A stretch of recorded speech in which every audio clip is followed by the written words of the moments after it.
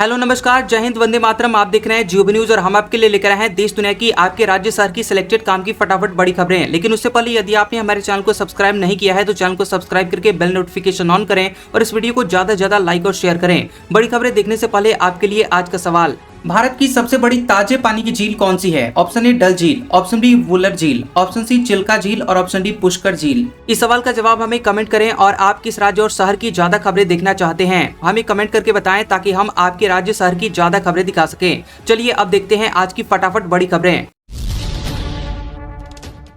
सरकार ने कहा देश में लॉकडाउन नहीं लगेगा, एलपीजी प्रोडक्शन 40% बढ़ा, ईरान जंग पर पीएम मोदी की मुख्यमंत्रियों के साथ बैठक। केंद्र सरकार ने कहा कि देश में लॉकडाउन नहीं लगेगा। केंद्रीय मंत्री किरण रिजिजू समेत 3 मंत्रियों ने लॉकडाउन की खबरों को गलत बताया है। पेट्रोलियम मंत्रालय की ज्वाइंट सेक्रेटरी सुजाता शर्मा ने भी कहा कि लॉकडाउन से जुड़ी हुई अफवाहें पूरी तरह से गलत हैं। हमारे पास पर्याप्त कच्चे तेल का भंडार है, करीब 2 महीने के लिए ईंधन उपलब्ध है। पेट्रोलियम मंत्रालय के मुताबिक देश की सभी रिफाइनरी 100% कैपेसिटी से काम कर रही है। देश में घरेलू एलपीजी प्रोडक्शन 40% बढ़ा है। पेट्रोल डीजल के दाम नहीं बढ़े हैं। वहीं पश्चिम एशिया संकट को लेकर पीएम मोदी की वीडियो कॉन्फ्रेंसिंग के जरिए मुख्यमंत्रियों के साथ मीटिंग हुई और इसमें राज्यों की तैयारियों और योजनाओं की समीक्षा की गई। पेट्रोल डीजल पर एक्साइज ड्यूटी 10-10 रुपए घटी, दाम नहीं घटेंगे। कच्चा तेल महंगा होने से कंपनियों को 30 रुपए प्रति लीटर तक का घाटा हो रहा था। सरकार ने पेट्रोल और डीजल पर एक्साइज ड्यूटी को 10-10 रुपए की कटौती कर दी है। पेट्रोल पर ड्यूटी 13 रुपए प्रति लीटर से घट करके अब 3 रुपए, जबकि डीजल पर 10 रुपए से शून्य कर दी गई है। एक्साइज ड्यूटी घटाकर पेट्रोल डीजल के दामों को स्थिर रखा गया है। यूएस इजराइल के साथ ईरान की जंग के चलते अंतर्राष्ट्रीय बाजार में कच्चे तेल के दाम $70 से बढ़कर $100 प्रति बैरल के पार पहुंच गए हैं। इससे तेल कंपनियों को 30 रुपए प्रति लीटर का घाटा हो रहा था और इसी घाटे को कवर करने के लिए तेल कंपनियां दाम बढ़ा सकती थी। सरकार ने कहा देश में लॉकडाउन नहीं लगेगा, एलपीजी प्रोडक्शन 40% बढ़ा, पीएम मोदी सभी मंत्रियों से करेंगे बात। सरकार ने कहा है कि देश में लॉकडाउन की स्थिति नहीं है। सभी रिफाइनरी 100% और उससे ज्यादा कैपेसिटी से ऑपरेट कर रही हैं और देश में एलपीजी प्रोडक्शन 40% बढ़ा है। 14 मार्च से अब तक 30,000 कमर्शियल एलपीजी दी जा चुकी है। रेस्टोरेंट ढाबों को तवज्जो दी गई है। प्रेस ब्रीफिंग में पेट्रोलियम मंत्रालय के ज्वाइंट सेक्रेटरी सुजाता शर्मा ने बताया कि हमारा 90% एलपीजी होर्मुज से आ रहा था। लगभग 30,000 सिलेंडर माइग्रेंट लेबर को दिए गए हैं। हमारे पास पर्याप्त मात्रा में क्रूड पेट्रोल डीजल मौजूद है। एलपीजी की सप्लाई हो रही है, इसलिए अफवाहों के चलते पेट्रोल पंप पर भीड़ है। पंपों पर भीड़, इंदौर, भोपाल, उज्जैन में 25% ज्यादा पेट्रोल बिका। एलपीजी सिलेंडर के लिए भी लंबी कतारें, सरकार का दावा। एमपी में भरपूर ईंधन है। अमेरिका, इजराइल और ईरान में तनाव की खबरों के बीच मध्य प्रदेश में पेट्रोल पंपों पर 3 दिनों से भीड़ बढ़ गई है। कई शहरों में लोग सुबह 5 बजे से ही गाड़ियों के साथ लाइन में लग रहे हैं और देर रात तक पंपों पर दबाव बना हुआ है। हालांकि सरकार और प्रशासन ने साफ किया है कि प्रदेश में पेट्रोल डीजल की कोई कमी नहीं है और पर्याप्त स्टॉक उपलब्ध है। Madhya Pradesh petrol pump owners association के अध्यक्ष अजय सिंह के मुताबिक अफवाहों के चलते ईंधन की खपत में तेजी आई है। भोपाल, इंदौर और उज्जैन में भीड़ अपेक्षाकृत कम है, लेकिन खपत करीब 25% तक बढ़ गई है। लोग जरूरत से ज्यादा ईंधन भरवा रहे हैं, जिससे दबाव बढ़ रहा है।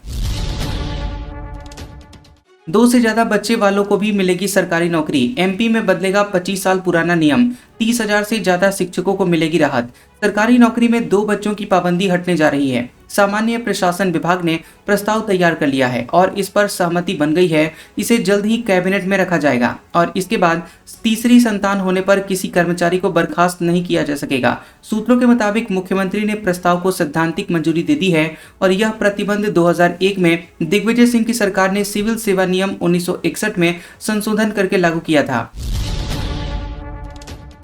केंद्र ने कमर्शियल एलपीजी कोटा 50% से बढ़ाकर 70% किया। स्टील, ऑटो और टेक्सटाइल सेक्टर को प्राथमिकता। रेस्टोरेंट्स के बाद बड़े उद्योगों को 20% अतिरिक्त सप्लाई। केंद्र सरकार ने देश में जारी गैस संकट के बीच राज्यों को एक बार फिर से एलपीजी सप्लाई बढ़ाने का निर्देश दिया है। सरकार ने कमर्शियल एलपीजी सिलेंडर के एलोकेशन यानी कोटा को 50% से बढ़ाकर 70% कर दिया है। इस फैसले का सबसे ज्यादा फायदा उन उद्योगों को मिलेगा जो पूरी तरह से एलपीजी पर निर्भर हैं। सरकार ने साफ कर दिया है कि स्टील, ऑटोमोबाइल, टेक्सटाइल और केमिकल जैसे ज्यादा लेबर वाले सेक्टर को प्राथमिकता दी जाएगी। मिडिल ईस्ट में चल रहे संघर्ष की वजह से भारत में एलपीजी की सप्लाई चेन प्रभावित हुई थी और इसे निपटने के लिए पेट्रोलियम और प्राकृतिक गैस मंत्रालय के सचिव डॉक्टर नीरज मित्तल ने सभी राज्यों और केंद्र शासित प्रदेशों के मुख्य सचिवों को पत्र लिखकर इसकी जानकारी दी। एमपी में सड़कों पर पुलिस नहीं, कैमरे काट रहे हैं चालान। 3 साल में 32 लाख वाहनों पर जुर्माना, कागजी चालान सिर्फ 0.2% ही बचे। एमपी में ट्रैफिक नियम तोड़ने वालों पर कार्रवाई का तरीका पूरी तरह से बदलता नजर आ रहा है। अब सड़कों पर खड़े पुलिसकर्मियों से ज्यादा कैमरे चालान काट रहे हैं। पिछले 3 साल में प्रदेश में करीब 32.5 लाख ई चालान जारी हुए और ये संख्या तेजी से बढ़ी है। मध्य प्रदेश समेत देश भर में ट्रैफिक नियमों के उल्लंघन पर अब ज्यादातर चालान ई चालान सिस्टम के जरिए किए जा रहे हैं और ये पूरी तरह से डिजिटल व्यवस्था है जिसमें सड़क पर लगे कैमरे, सॉफ्टवेयर और सरकारी डेटाबेस मिलकर काम करते हैं। पहले जहां पुलिसकर्मी मौके पर रोककर चालान बनाते थे, वहीं अब काम ऑटोमेटिक सिस्टम कर रहा है। यूपी में पेट्रोल पंपों पर लाइनें, गोंडा में धक्का मुक्की, बड़े बड़े डिब्बे लेकर पहुंच रहे हैं लोग। सरकार बोली अफवाह फैलाने वालों पर एक्शन लेंगे। यूपी में कई पेट्रोल पंपों पर लाइनें लगी हैं। पेट्रोल डीजल खत्म होने की अफवाह के चलते तीसरे दिन शुक्रवार को भी लोग बड़े बड़े डिब्बे और ड्रम लेकर पेट्रोल डीजल भरवाने के लिए पहुंच रहे हैं। भीड़ की वजह से घंटों इंतजार भी करना पड़ रहा है। लखनऊ के कठौता चौराहे पर पेट्रोल डीजल के लिए 500 मीटर लंबी लाइन लगी है। गोंडा के धानेपुर में एक पेट्रोल पंप पर डीजल लेने के लिए जमकर धक्का मुक्की हो गई। लाइन में आगे पहुंचने के चक्कर में कुछ लोग आपस में भिड़ गए, एक दूसरे को खींचकर लाइन से बाहर निकालते दिखे। योगी सरकार ने साफ किया है कि ईंधन की आपूर्ति पूरी तरह से सामान्य है। पेट्रोल डीजल को लेकर किसी भी तरह की चिंता की कोई जरूरत नहीं है। स्थिति पूरी तरह से नियंत्रण में है। प्रमुख सचिव खाद्य एवं रसद विभाग रणवीर प्रसाद ने बताया कि कहीं भी संकट जैसी कोई स्थिति नहीं है और सभी जिलों में मांग के मुताबिक पेट्रोल डीजल उपलब्ध करवाया जा रहा है। अफवाह फैलाने वालों के खिलाफ सख्त कार्रवाई की जाएगी। सोने में आज 2,490 रुपए और चांदी में 9,000 रुपए की गिरावट आई। ईरान जंग से 28 दिन में सोना 15,000 रुपए सस्ता हुआ, चांदी 41,000 रुपए नीचे आई। अमेरिका इजराइल की ईरान से चल रही जंग के बीच सोने चांदी की कीमतों में लगातार गिरावट जारी है। India Boolean and jewellers association IBJA के मुताबिक 10 ग्राम 24 कैरेट सोना 2,490 रुपए घटकर 1,44,000 रुपए पर आ गया है। इससे पहले ये 1,46,000 रुपए पर था। वहीं 1 किलो चांदी की कीमत 9,114 रुपए घटकर 2,25,000 पर आ गई है और इससे पहले 25 मार्च को इसकी कीमत 2,35,000 रुपए किलो थी। बता दें कि अमेरिका ईरान जंग के कारण सोना 28 दिन में 15,382 और चांदी 41,000 रुपए सस्ती हुई है। रुपया 94.7 के रिकॉर्ड निचले स्तर पर। इस वित्त वर्ष डॉलर के मुकाबले 10% गिरा। 14 साल का रिकॉर्ड टूटा। विदेशी सामान महंगे होंगे।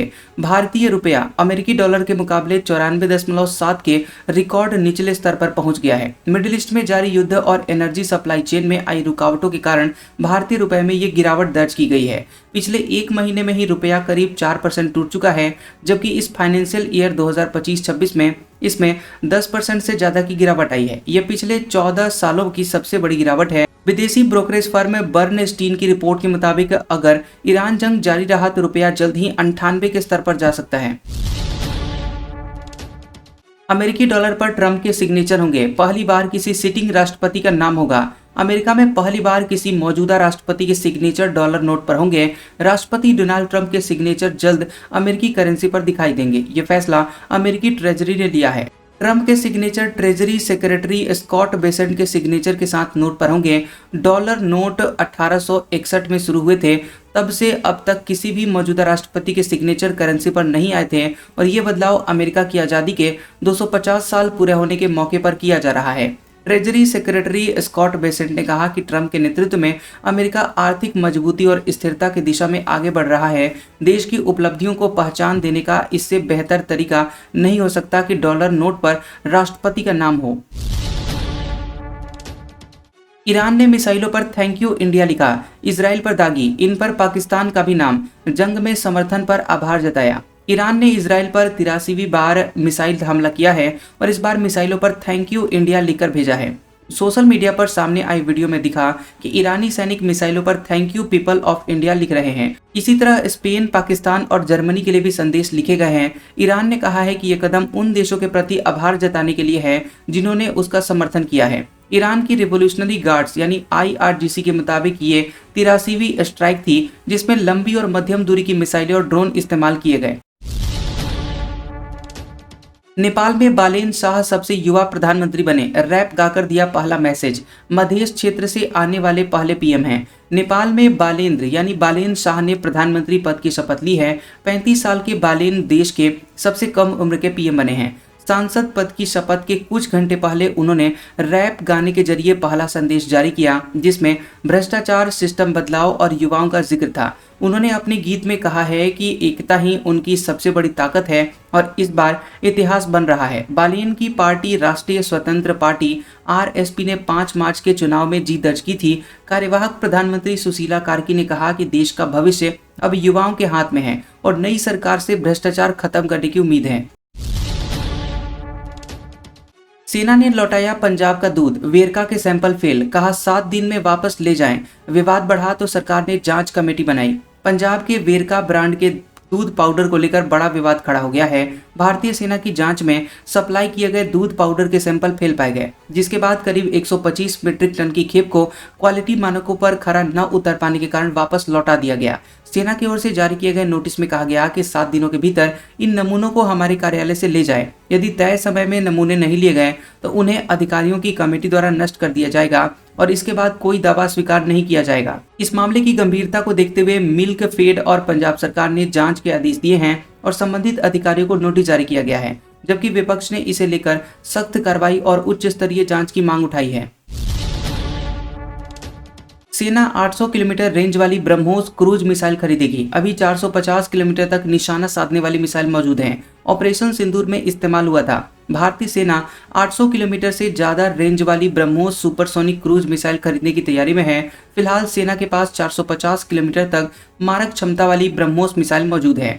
न्यूज एजेंसी ANI के मुताबिक रक्षा अधिकारियों ने बताया कि सेना इस नए वर्जन का बड़ा ऑर्डर देने की योजना बना रही है।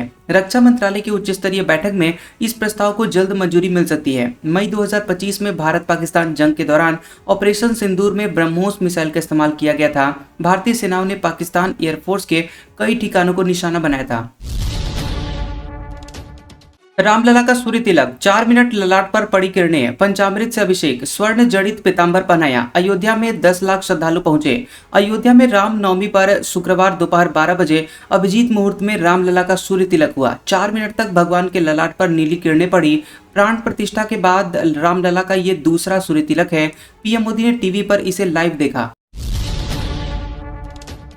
कांग्रेस बोली, राहुल में कार्यकर्ता जैसी समझ होना अच्छी बात। हवा में उड़ने वाले विजयन क्या समझेंगे। केरल CM ने राहुल पर सवाल उठाया था। केरल CM की तरफ से राहुल गांधी की समझ पर सवाल उठाने पर कांग्रेस ने कड़ी आपत्ति जताई है। कांग्रेस प्रवक्ता पवन खेड़ा ने कहा कि यह तो अच्छी बात है न कि राहुल गांधी जी के अंदर कार्यकर्ता जितनी समझ है, क्योंकि कार्यकर्ता जमीन से जुड़ा होता है। हमें इस बात पर गर्व है। जो लोग हवा में उड़ते हैं वो ये नहीं जानते। एक दिन पहले केरल CM पिनराई विजयन ने कहा था कि राहुल गांधी एक नेशनल लीडर हैं, फिर भी उनमें कांग्रेस के एक आम लोकल वर्कर जितनी बेसिक जानकारी भी नहीं है। वे अपने अनुभव या गलतियों से भी नहीं सीखते। यह समझना मुश्किल है कि उनका इतना बुरा हाल कैसे हो रहा है। जम्मू कश्मीर विधानसभा में भाजपा कांग्रेस विधायकों में हाथापाई। राहुल गांधी को पप्पू कहा, खामनेई की तस्वीर लहराई। CM अब्दुल्ला बोले, ईरान पर अवैध युद्ध थोपा गया। जम्मू कश्मीर विधानसभा में ईरान के पूर्व सुप्रीम लीडर अयतुल्ला अली खामनेई की मौत को लेकर प्रदर्शन हुआ। नेशनल कॉन्फ्रेंस के नेता खामनेई की तस्वीर लेकर सदन के अंदर पहुंचे और समर्थन में नारेबाजी की। नेशनल कॉन्फ्रेंस के नेताओं ने खामनेई के पोस्टर भी लहराए। इस बीच सदन में कांग्रेस और BJP के नेताओं के बीच धक्का मुक्की का भी वीडियो सामने आया। हालांकि ये विवाद भाजपा नेताओं के राहुल पर कमेंट को लेकर हुआ था। कांग्रेस विधायक इरफान हाफिज PM मोदी के खिलाफ नारे लगा रहे थे। जवाब में भाजपा विधायक युद्धवीर सेठी ने कहा, राहुल गांधी पप्पू हैं। इसके बाद दोनों नेताओं में हाथापाई होने लगी। आज का सुविचार, आपके पास जो है उसका शुक्र मनाओ, क्योंकि किसी किसी के पास तो खाने को रोटी भी नहीं है। कैसा लगा ये वीडियो हमें कमेंट सेक्शन में जरूर बताएं। वीडियो पसंद आया हो तो वीडियो को लाइक और शेयर करें और ऐसी इंटरेस्टिंग वीडियोस देखने के लिए हमारे चैनल GOB न्यूज को सब्सक्राइब करें और बेल आइकॉन को दबाएं। और हमारे ओल्ड और लेटेस्ट वीडियोस देखने के लिए हमारे प्लेलिस्ट और कम्युनिटी टैब को जरूर चेक करें। तो मिलते हैं अगले वीडियो में, तब तक के लिए आपका शुक्रिया।